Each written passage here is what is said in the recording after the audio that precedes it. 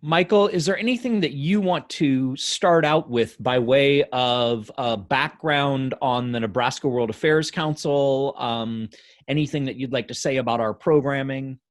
Sure, sure. Um, for those of you who are not familiar with the Nebraska World Affairs Council, I'll just give you a little bit of an introduction about who we are and what we're trying to accomplish. So my name is Michael Adams. I'm one of the directors of Nebraska World Affairs Council. And we have a great webinar today. Patrick will talk more about that.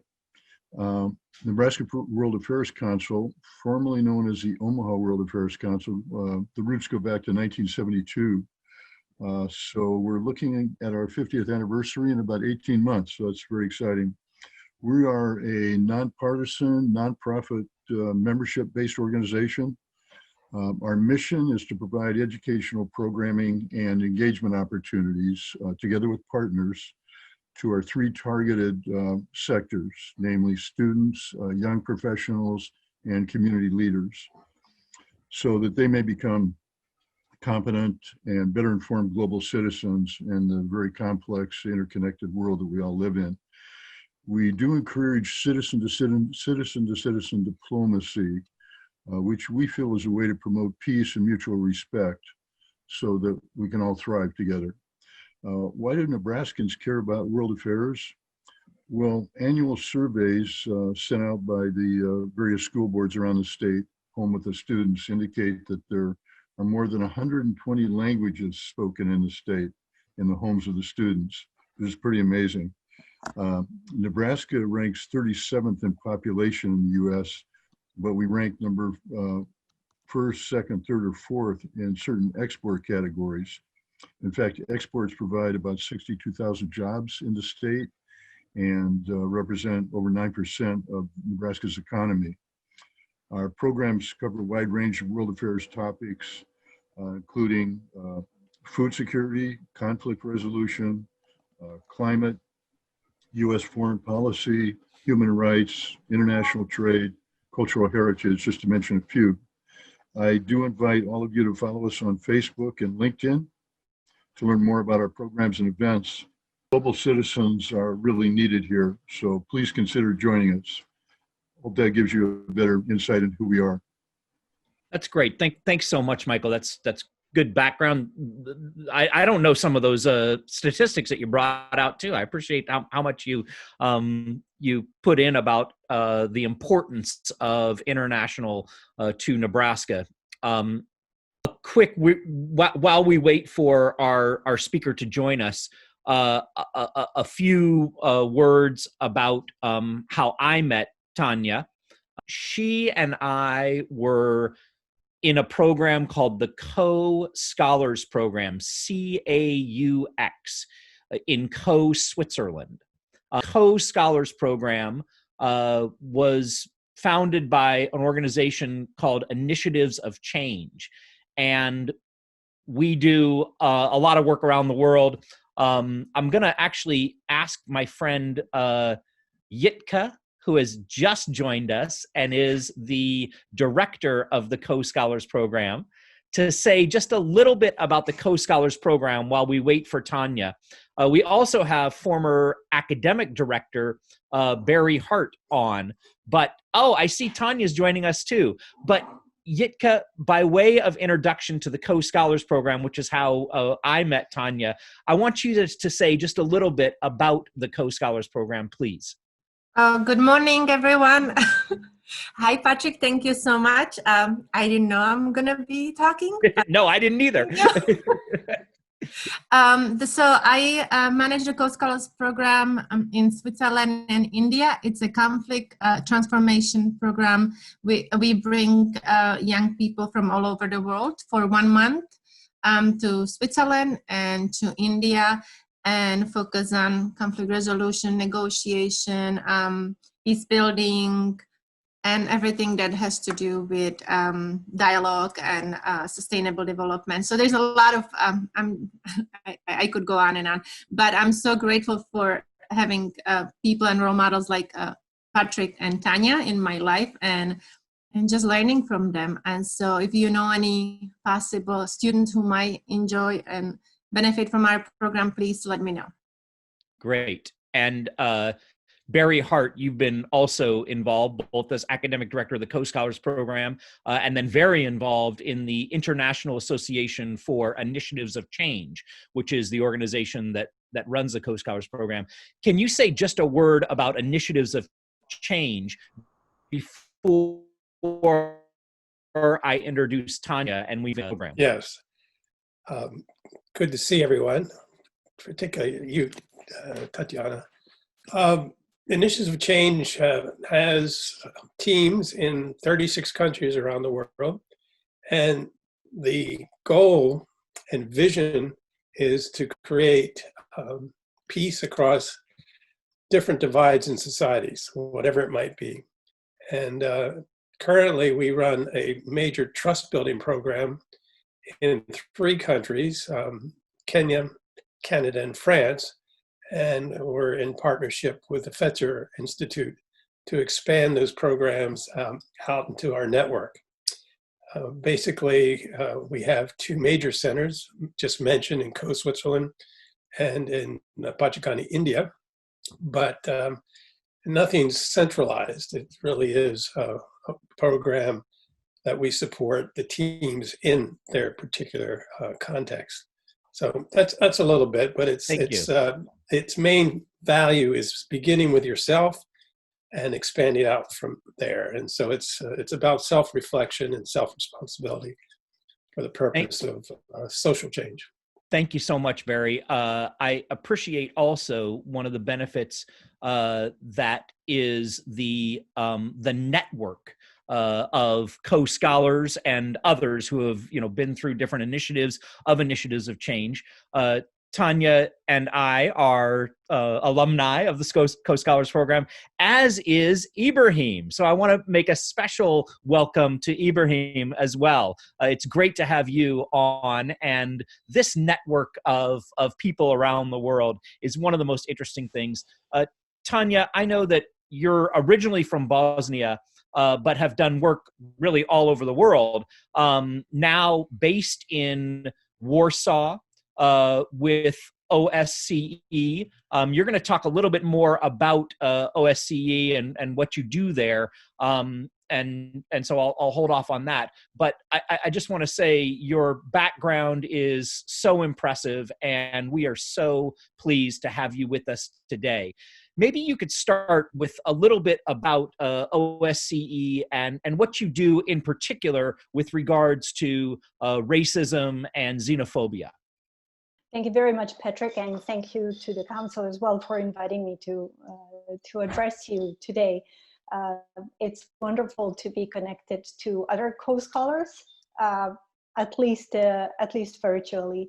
The OSCE stands for Organization for Security and Cooperation in Europe. In short, I will call it the OSCE. And the OSCE is an intergovernmental organization that consists of 57 participating states. And usually we'd like to say that the OSCE is spread from Vancouver to Vladivostok, because the focus is on, as the name says, on security in Europe. However, many participating states are not geographically in Europe. So on the North American continent, we have the US and Canada as members, and we also have a number of Central Asian states that are also participating. But practically all of European states and the Holy See are participating states of the OSCE. The most recent member of the OSCE from a couple of years ago is Mongolia. So this is important to emphasize, because when we talk about the OSCE region, we are talking about a real variety of situations, politically, economically, etc. And the OSCE, on one hand, consists of the participating states, so an intergovernmental organization. But it also has institutions. The International Secretariat is in Vienna, but it's also got 3 additional institutions, and one of them is the Office for Democratic Institutions and Human Rights. And we call it shortly ODIHR. ODIHR, sorry about the... We are based in Warsaw, Poland, and as you said, and we cover all of these 57 states. And as the name says, the institution where I sit focuses on democratic institutions and human rights. So we are the OSCE's human rights institution, and our primary task is to support the participating states in implementing their commitments when it comes to various human rights issues. And just in short, my institution focuses primarily on elections, fair elections, free and fair elections, democratization, including rule of law, legislative support, migration and freedom of movement, various human rights issues such as torture, anti-terrorism, freedom of assembly, training, and other support for human rights defenders. And we also cover Roma and Sinti issues and various tolerance and non-discrimination issues. And I work in the last department I mentioned, tolerance and non-discrimination. And I'm advisor on combating racism and xenophobia, whereas my portfolio is a bit wider than that because it also includes intolerance against Christians and other religions. When it comes to how the OSCE addresses racism and xenophobia, and please forgive me, but all the time I will be actually talking about racism and xenophobia because at least in the European context, they have become inextricable. You cannot separate one from the other anymore, only in very rare isolated cases. Can you just define xenophobia for us, please? Well, in the OSCE, we do not have a definition of either racism or xenophobia. We are not a standard setting organization, so that's why we don't have definitions of anything. We just use terminology such as, racism, xenophobia, anti-Semitism, etc. But we don't define them. We simply accept as they are set by primarily various UN bodies. But xenophobia, and as I said, this is not official, this is just me trying to explain, is animosity, intolerance, discrimination, and other manifestations of negative sort towards what we perceive as strangers, as foreigners, as migrants, as others, someone that does not belong here or whom we perceive as not to belong here. And it can be direct and it can also be by association. So we can be displaying this xenophobic behavior against people that are of foreign or migrant background that we perceive to be as such, whether they are or not. We can show xenophobic feelings against, for instance, church communities, various religious communities, or civil society organizations that work to support whom we think are foreigners or migrants, etc. Can you give some examples of how that actually plays out in reality in Europe today? Yes, well, OSCE is known to be a consensus organization, meaning that whatever commitments there are, they apply for all states. Because either everyone consents to a commitment, political commitment, by the way, this is important, unlike the not have legislative bodies. So so all of the OSCE participating states have committed very strongly to address racism, xenophobia, anti-Semitism, intolerance against Muslims, Christians, and other religions. And this is undisputable. And many of the states' national legislations also go very strongly in this direction. And all of the EU, all of the member states of the European Union are also member states of the OSCE. So they also have their own European Union framework. However, the reality is, as always, something completely different from political statements and political commitments. And in my institution, we know this quite well because one of our primary tasks that we have been given by the states is collecting information on hate crime. Just to make sure that we're all on the same page, what we consider as hate crime is a crime that's motivated by bias. So crime is something that's defined in a national criminal code, depending on the country, but with the added bias motivation, including racist and or xenophobic motivations. And what's happening there is that on a yearly basis, we receive partly from state institutions, primarily the police, but also from civil society and other intergovernmental organizations, such as United Nations. We receive thousands of cases of hate incidents with various biases. And on top of that, we also know that this is just the tip of the iceberg, because many people that are victims of hate crime are very reluctant to report it to the police, to the authorities, for all sorts of reasons. Sometimes because they don't trust the police and judiciary to do their job.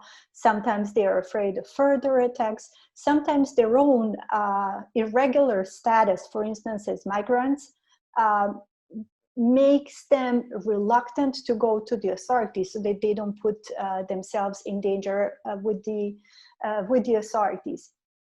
So, and in addition, of course, to hate crime, which we see everywhere across the OSCE region, there are, of course, many instances of discrimination and racism and xenophobia that are shown quite frequently, not only through individual hate incidents as such, but also sometimes police violence that is directed against various marginalized groups, such as racial minorities, racial and ethnic minorities, migrants, LGBTI persons, etc. And there is also, as always, the issue of systematic and institutional racism. So there is really a lot of work to be done in that respect. I want to ask a specific question about that, which is, as I know you have been watching the Black Lives Matter protests here in the U.S. and some of the racial tensions that are playing out. Has that impacted or influenced anything going on in Europe now? Yes, of course. Yes, of course, because we have all been watching and keep watching very closely what's happening in the US.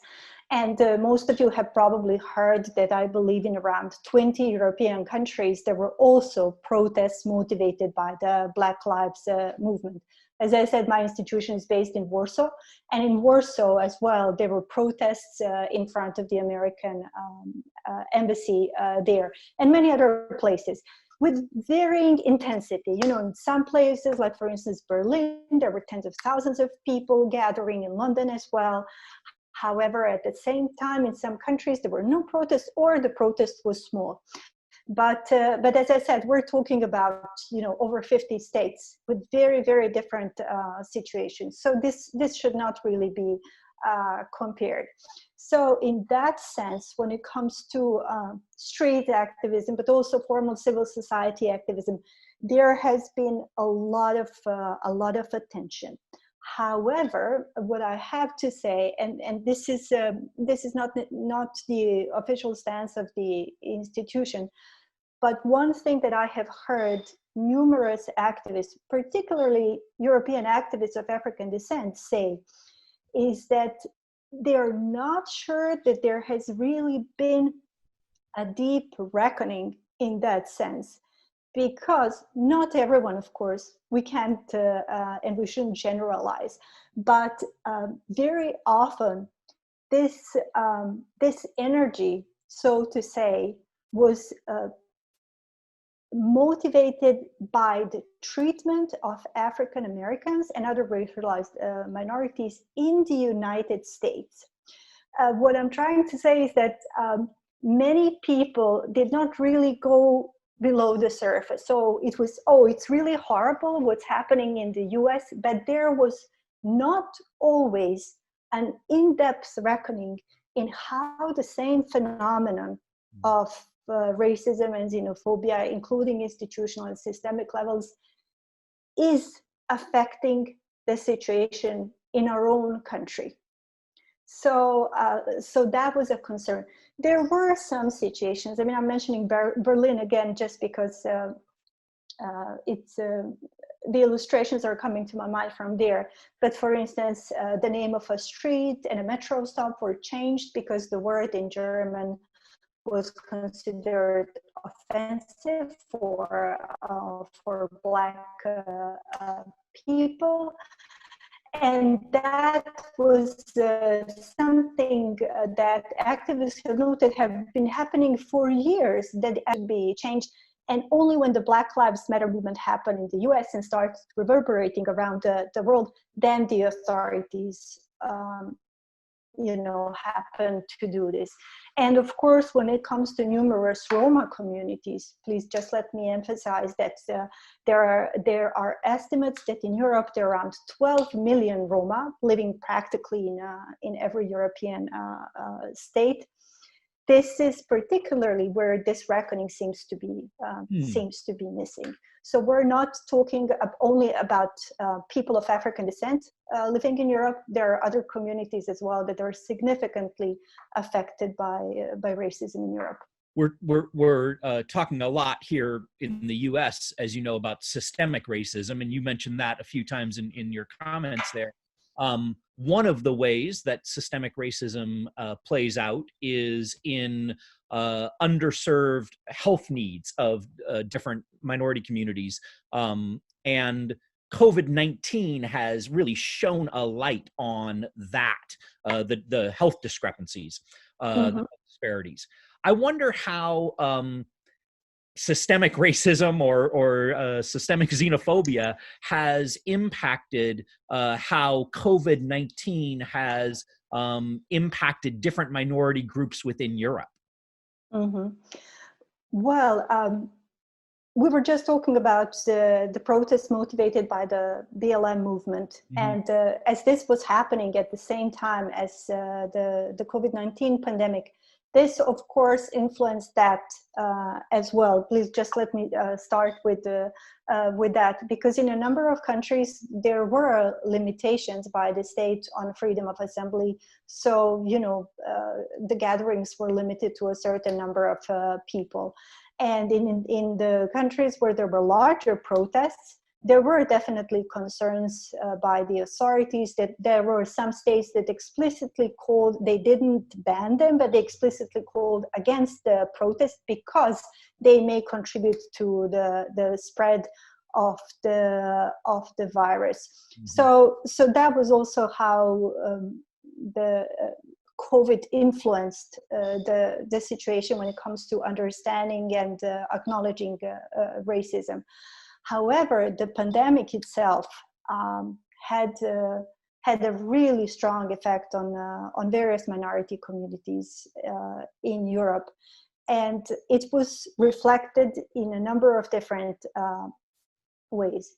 Firstly, and most seriously, it was through the issue of hate crime, and it started quite strongly, but depending on the state, with hate crime targeting people of Asian descent, especially East Asian, especially individuals of East Asian appearance. And that all happened because China was the first country that reported larger numbers, which influenced, which kind of fanned existing prejudice against people of Asian descent, and resulted in, to varying degrees between countries, because population of Asian descent is not different, is not the same. You have, for instance, the UK, and you have Poland, where I live, and there are considerable differences in the number of people of Asian descent there, but there was definitely hate crime, including violent hate crime, including threats, including vandalism and arson against property. For instance, offices, restaurants owned by people of Asian descent, etc. That was in the first wave, so to say.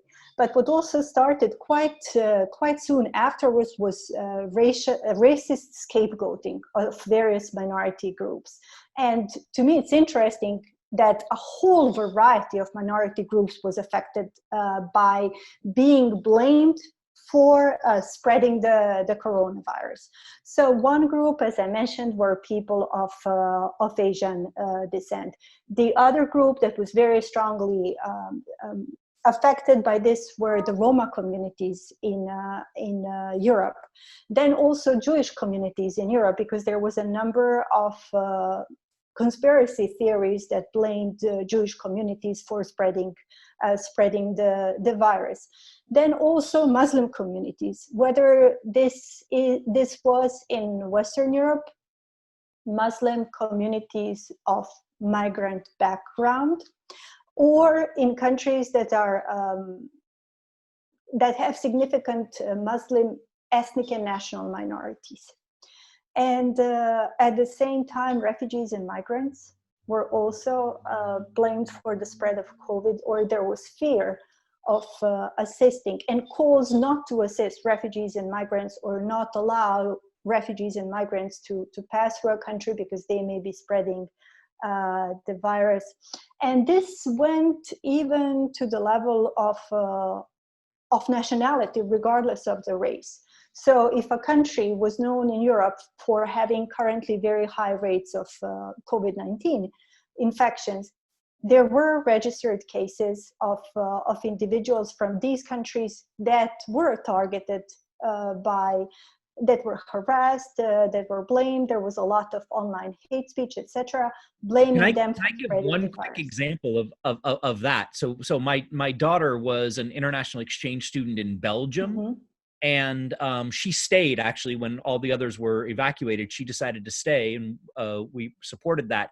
But she said that in Belgium, they were blaming the Italians for bringing in the coronavirus to Belgium, because of course the outbreak in northern Italy and all of that. And I guess there was some ski resorts that were kind of hot spots. And so these people went and then they brought it back. And so there was a lot of sort of anti-Italian sentiment in Belgium at one point. Definitely, and it was not only Belgium. It was a number of states where this was happening. Just this morning, I was participating virtually in a session of the Council of Europe, where a member of the Italian delegation was talking about this, how Italians were frequently discriminated with, because of fears that they may be spreading the virus. But another interesting development was also the scapegoating of medical professionals.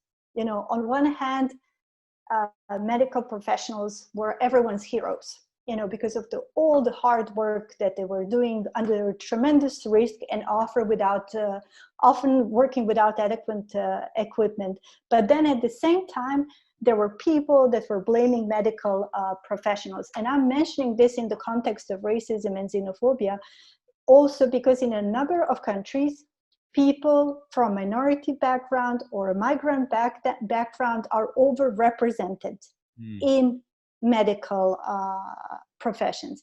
And this was very, very commonly the case of women. Many nurses are women, many of them are of minority or migrant background. And you have also probably heard concerns that the protective equipment that they were using was made according to the standards that fit white men. So if you're a woman, and especially a minority woman, these may not fit you and may not adequately protect you, because they did not have minorities in mind when they were designing this kind of equipment. So this is one aspect. The next aspect, I'm sorry to take long, but there were so many, unfortunately, is the level of discrimination. And we're talking about economic and social rights, how they translate into reality. So, for instance, Roma communities, migrant communities, communities of African descent, because of the discrimination in terms of economy and in housing, were very often living in concentrated circumstances, in households or entire neighborhoods with high density. So they were exposed to a higher risk of spreading the virus within the community itself. Then, for instance, access to water. There are many Roma settlements throughout Europe that are so-called irregular settlements, meaning that they don't have adequate access to water, electricity, public transportation, and public services. So on one hand, everyone was being told constantly, wash your hands, wash your hands. Well, how do you wash your hands if you don't have running water in your settlement? Or if there is one single tap that's shared by, I don't know, hundreds of people, or if you are poor and you cannot really afford to live anywhere else, or are not allowed in some places to live anywhere else because nobody will send you the land or the house. Then, of course, access to healthcare. Sometimes because you don't have the state-provided healthcare in some countries and you cannot afford it yourself. Sometimes also on the level of individual prejudice from medical professionals because you're a dark-skinned person or you're a migrant. Then also some communities, particularly Roma and migrant communities, were subjected to enforced lockdowns. And what's very important, I mean, we all know the states are entitled to take various kinds of measures in states of emergencies, but they need to be reasonable and they need to be justified. So we had examples, and I would like to invite you, you can check for more details, reports by Amnesty International or the European Roma Rights Center.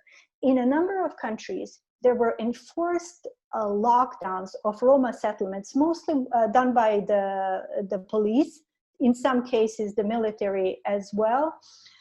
And why was this happening? There was no medical justification. It was not justified by, I don't know, high rates of a particular settlement, not at all. And generally in Europe, apart from, I would say, the United Kingdom, we don't really have specific data for minorities like you have in the US, you know, in terms of that you can quite easily find data for infection rates among particular communities in various cities and states.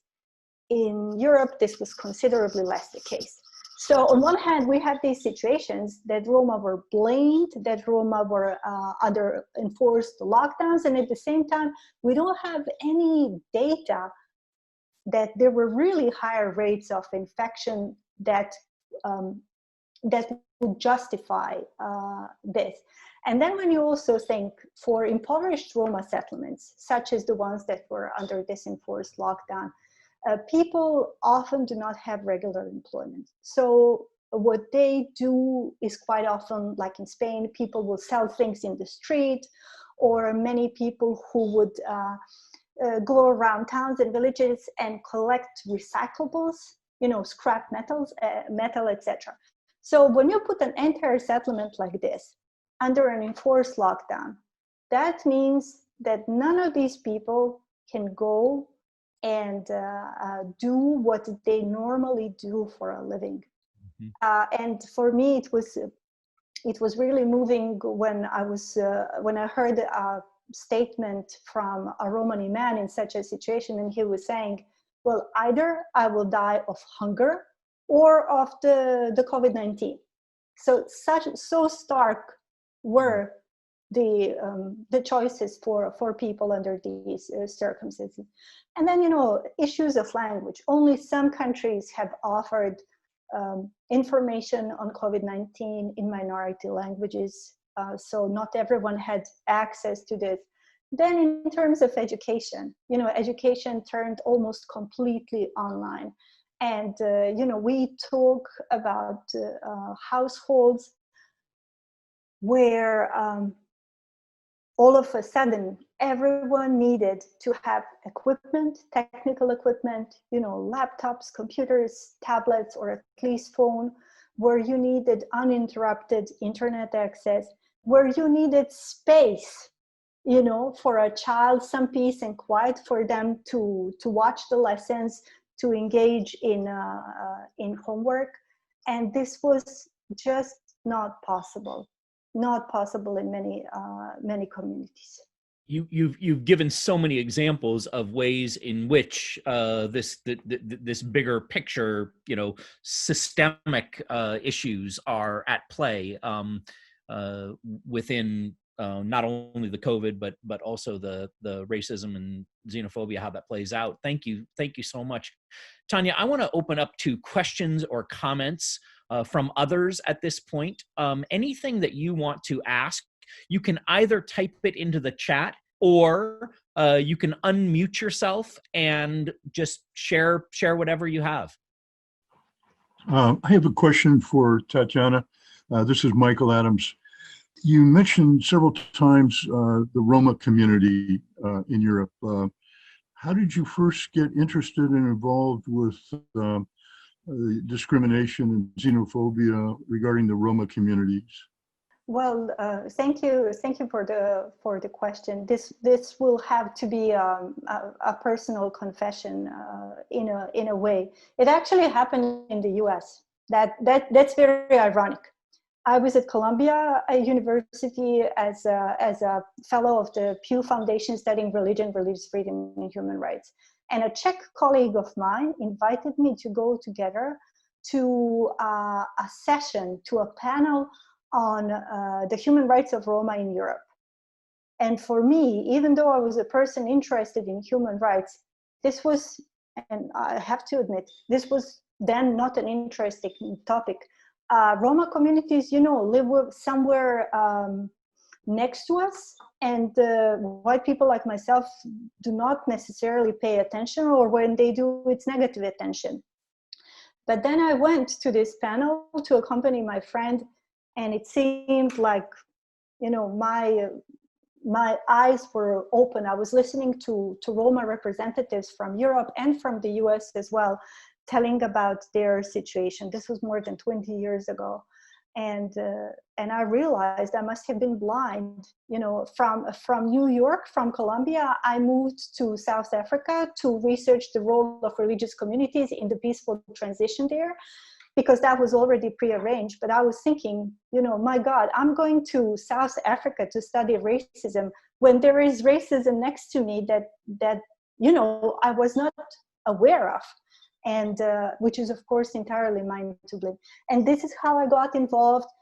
This is how I got a job at the European Roma Rights Center, which is an excellent Roma-led organization based in Brussels, but covering most of the European countries, who are doing still wonderful work in terms of legal defense of Roma whose rights were violated, but also, as I mentioned, recording many other human rights violations, including the report on how Roma communities were affected by COVID.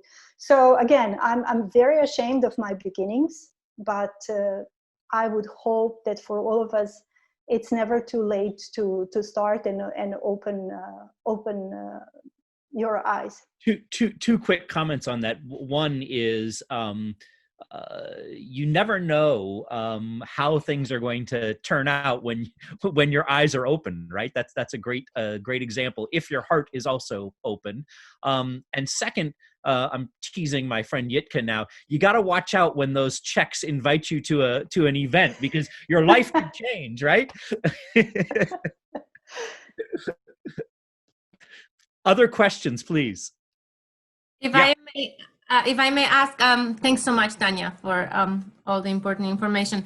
Are there any programs that are being done in elementary schools to change the views of kids and to bring attention to xenophobia and racism?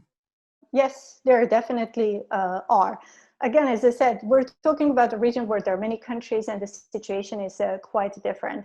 So it is happening. However, the concerns that I hear from Roma activists about this are the following: that it's mostly at the initiative of civil society organization, at the initiative of activists, that such projects are also very often funded externally not very often by the state, quite rarely actually, but by external donors who will pay so that civil society together with the schools does this kind of activity. It's not sufficient. It's not sufficient. Please allow me to take the liberty of quoting a Romanian Roma scholar that I was listening to the other day, who said, "I do not want just my community talked about in schools on the 8th of April, which is the International Roma Day. I want the history of my people to be a part of history that's taught into schools." So I hope you can understand the difference. It's not incorporated. It's not systematic. It's rather ad hoc, depending on external funding and a lot of goodwill of people who will say yes or no to having this kind of activities done in the school. So there is a lot of work still to be done. Thank you. Other questions?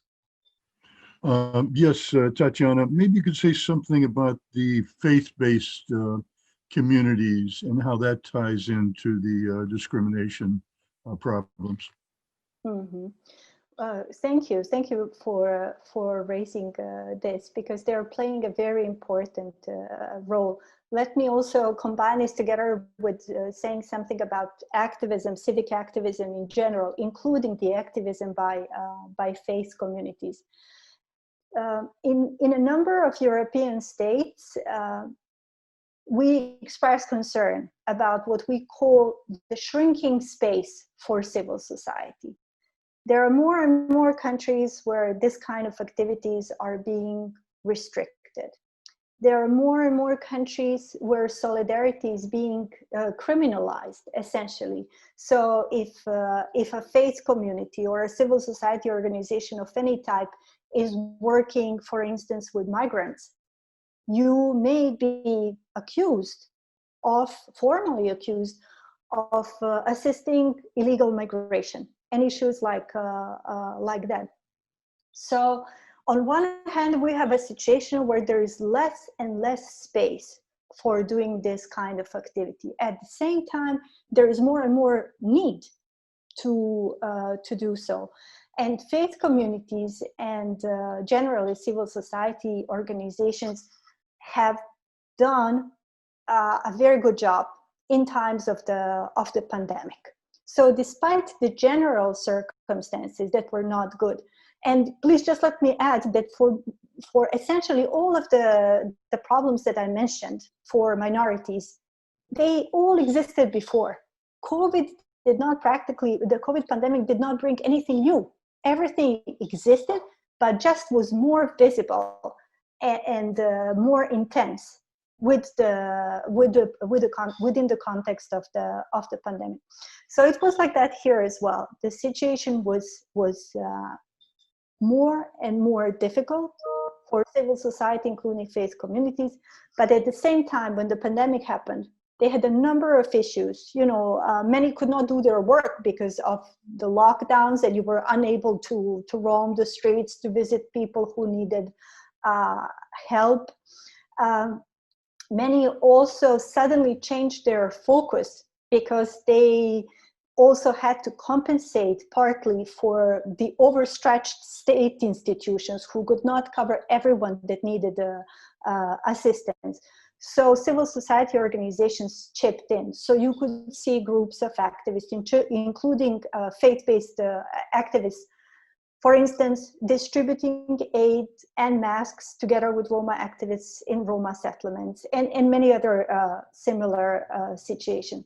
But what was also very important when it comes to faith-based communities and other activists is that many of them did excellent work also online. In terms of turning to webinars, we've all heard many examples of religious communities doing services, etc., online, but many of them also organized very important events together with representatives of other communities. So this was very important in terms that Jewish activists, Muslim activists, Christian activists organizing webinars together, for instance, or other kinds of dialogue online. They were creating very important bridges between communities in a situation of a pandemic, which is critical in itself and particularly dangerous in the light of all of the racist scapegoating that I was talking about earlier. So this was very, very important work, important signs of solidarity, which thanks to being done online, were accessible to anyone who could have internet access and wanted to watch. So that was very important. Great examples, thank you. Other questions? I might go back then to kind of where we started, OSCE, and I understand that you are a intergovernmental organization and work on consensus. A lot of what you've talked about is sort of documenting what's going on in different member states. What are you doing for fighting this? Okay, it's one thing to document it, but what kinds of programs do you have that are anti-racist? Tanya may have frozen there for just a second. She has put up a website that you can grab and see more of her organization in particular within OSCE. Well, are there other things? Barry, you've come on camera there. Do you have something you want to share? Yeah, unfortunately, I have to leave to prepare for another meeting. I just wanted to thank you and the others for this webinar, and Tatjana specifically. One of the things I wanted to raise was the issue of dignity. Obviously, that's the work that she's doing, a great element of dignity in the work towards action. And I think I want to thank you, Tatjana, for that, and wonder how much dignity is woven in to the conversation. I know it's acted out, compassion, dignity, and all these things that are highly important. Dignity itself has become something that we can talk a lot about for the benefit of others. So, just a comment and get your reaction. And I have to apologize. Thank you, Barry, for the question. I have to apologize. I was cut off for a couple of seconds, and I did not hear Patrick's previous question. I heard that you wanted to ask me something about the OSCE. Yes. Well, the issues of dignity and of the necessity to raise the issue of dignity constantly are extremely important in a context where we see a lot of dehumanization, particularly of minorities, whether they are racial, ethnic, or we're talking about, for instance, migrants.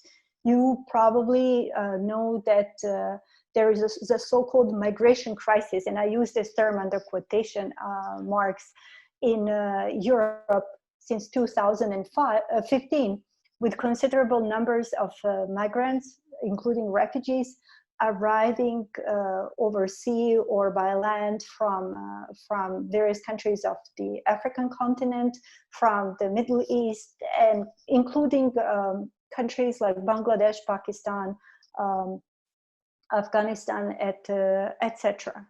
And what is really concerning right now is that the policies and the public attitudes towards this type of migrants very often are dehumanizing. And we're not just talking about no exercise of the universal right to seek asylum, not to get asylum. That, of course, depends on the process and individual circumstances, but to seek asylum. But we're talking about, entire countries or regions within countries banning entry to migrants, people on the move who are on their way to Western Europe, for instance. And this is very, very problematic, to say the least, to see people without health care, without shelter, who are just seeking a safe haven compared to the particular situations that we come from. And it is really, really difficult, but necessary of that there is such a need of reminding people that these are human beings like everyone else who are just looking for a better life for themselves and their families, and who deserve a helping hand. Maybe, as you know, I know that I'm subjective when it comes to these issues, because I was myself a refugee during the war in Bosnia, and I'm remain grateful forever to people who helped me then. And I definitely feel it as my personally, not just professionally covering these issues, but personally as well, to uphold the rights of refugees. But I think that this is something that's the responsibility of everyone. Be reminded of everyone's dignities and of everyone's universal rights. Thank you for sharing that, and especially that little bit about your personal background and why this is so important to you personally. I'll also put in a quick plug, although he's gotten off the line, but Dr. Barry Hart, who is a professor at Eastern Mennonite University, is now publishing a book on dignity. So he is quite literally a world-renowned expert on this very. So just to say, watch in the coming months, Barry Hart, his new book on dignity. Any final questions in our last 4 minutes that we have?